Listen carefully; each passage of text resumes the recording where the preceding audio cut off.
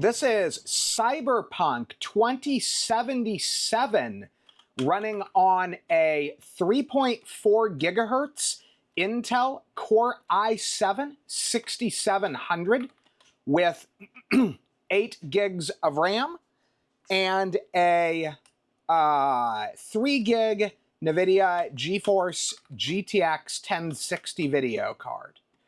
So taking a look at our settings, I basically tanked it. I went 1080p resolution and everything is turned as low as it will go.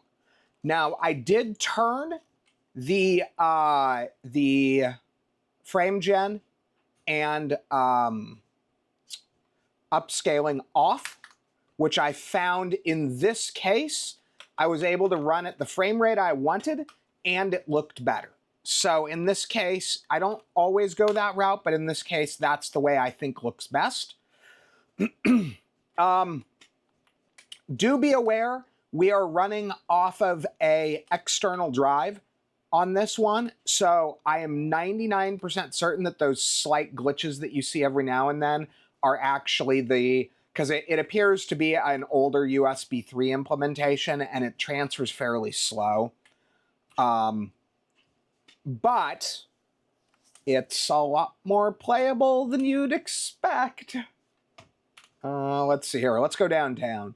Yeah, every now and then we're going to get those jerkies, and I don't know for certain, but I am 99% certain that they are related to that external drive.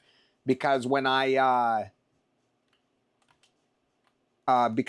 tested the transfer rate, it was about 1/4 what I normally get with this drive, which normally I wouldn't do, but I don't have time to load Cyberpunk on the internal drive on this one.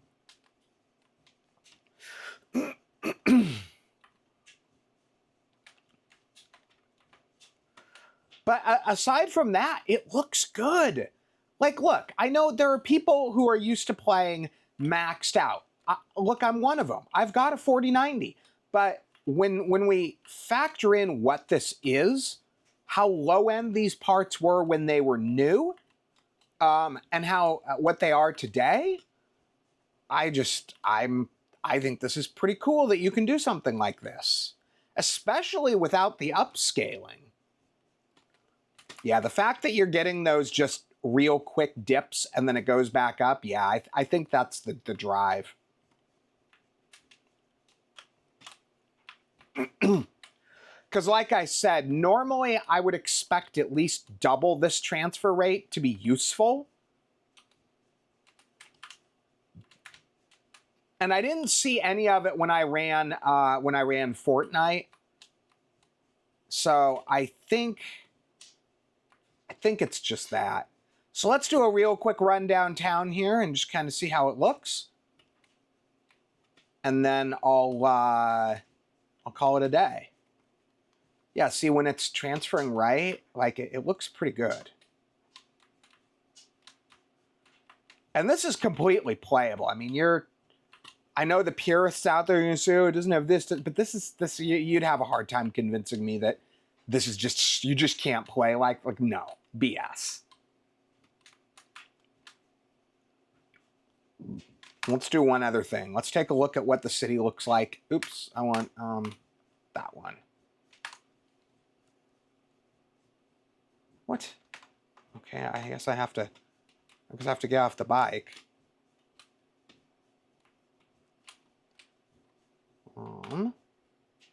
Let's do skip time.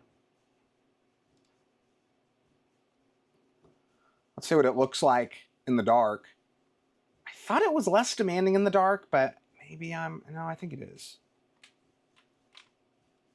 You know, it looks cool.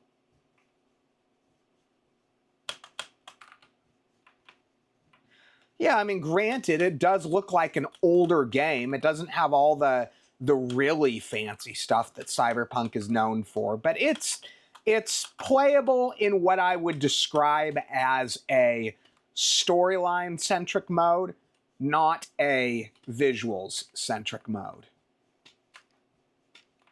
Still has surprisingly large amounts of the visuals, though. Like, it's not all gone. Like, it's better than I would have expected.